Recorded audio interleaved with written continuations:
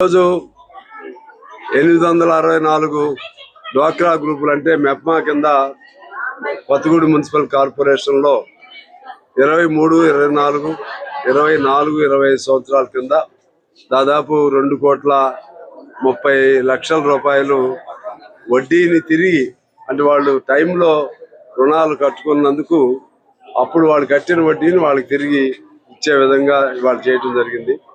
దాదాపు కొత్తగూడెం నియోజకవర్గంలో 23,000 మంది మహిళలు ఓన్లీ పట్టణాల్లో మెప్మా కింద ఉండటం చాలా హర్షదాయకం. ఈ పథకం కూడా చాలా ఉపయోగదాయకం. అంటే వాళ్ళ డబ్బులు వాళ్ళకే అయినప్పుడు కూడా పొదుపు నేర్చుకోవటం దీనివలన ఎప్పుడో గత అనేక సంవత్సరాల నుంచి నడుస్తుంది. మళ్ళీ ఆ చైతన్యం ఎక్కువైంది.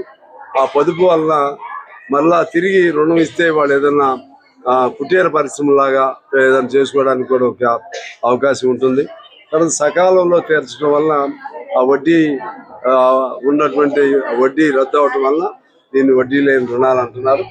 ఇటువంటి ఈ స్కీమ్స్ లో పనిచేసేటువంటి ఆర్పీలు ఇటువంటి వాళ్ళు ఉన్నారు. వాళ్ళకి మరీ అతి తక్కువ జీతాలు 6,000 అట్లా ఇస్తుంది గవర్నమెంట్. వాళ్ళని నిత్యం ఫుల్ టైమర్స్ గా వాళ్ళు పనిచేస్తూ ఉన్నారు. అందువలన కనీసం మినిమం వేజ్ సుప్రీంకోర్టు చెప్పిన పద్ధతుల్లో 21,000 అయినా ఇవ్వాల్సిన బాధ్యత ప్రభుత్వం పైన ఉంటుంది. ఇవాళ చాలా మంది మహిళలు ఇక్కడికి వచ్చారు. దాదాపు 1000 మంది హాజరయ్యారు. వాళ్ళందరికీ కూడా ఈ స్కీమ్ పట్ల మంచిగా జరగాలని కోరికతో వచ్చారు. ఇంకా వాళ్ళ సమస్యలు కూడా చాలా ఉన్నాయి.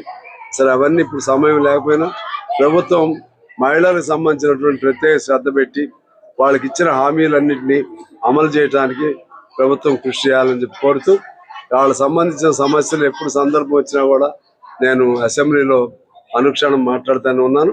భవిష్యత్తులో కూడా వాళ్ళకి న్యాయం చేయటం కోసం నేను పూర్తిగా కృషి చేస్తానని చెప్పి కొత్తగూడెం నియోజకవర్గంలోని మా ఆడపడుచులు మహిళలు అందరికి కూడా నేను మనవి చేస్తున్నాను. నమస్కారం.